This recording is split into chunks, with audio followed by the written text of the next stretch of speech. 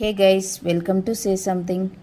గంజాయి మత్తు అనేది ఎంతోమంది జీవితాల్లో విషం చిమ్ముతున్న ఘటనలను చూస్తూనే ఉన్నాం. కానీ వీటికి బానిసలు అయిన వారు మాత్రం ఇవేమీ పట్టకుండా మత్తులో మునిగి తేలుతున్నారు. గంజాయి మత్తులో దంపతులు చేసిన పని ఇప్పుడు తిరుపతిలో సంచలనంగా మారింది. న్యాయ విద్య చదువుకొని ఉన్నతంగా జీవించాల్సిన యువ దంపతులు గాడి తప్పారు. గంజాయికి బానిసలై అడ్డదారులు తొక్కారు. తోటి విద్యార్థిని అయిన యువతిని ఆ మత్తు ఊబిలోకి దించారు.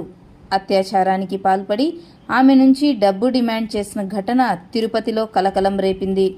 తిరుపతి గ్రామీణ పోలీసులు బాధితుల వివరాల మేరకు కర్నూలు జిల్లా కల్లూరు మండలానికి చెందిన 22 యువతి 4 ఏళ్ల కిందట తిరుపతిలోని శ్రీ పద్మావతి మహిళా విశ్వవిద్యాలయంలో LLB కోర్సులో చేరింది.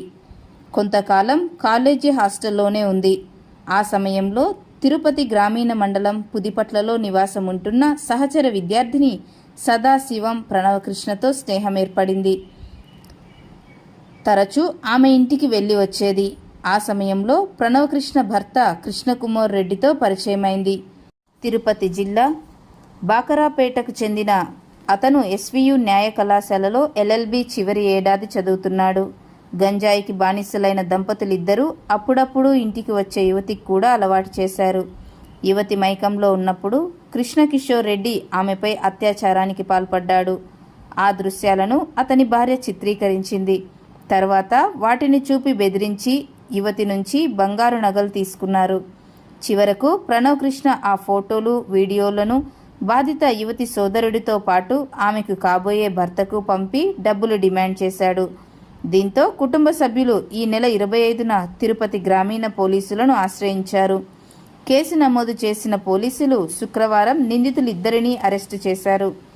ఈ నేపథ్యంలో కృష్ణకిషోర్ రెడ్డి, ప్రణవకృష్ణలను ఆయా వర్సిటీల నుంచి సస్పెండ్ చేశారు.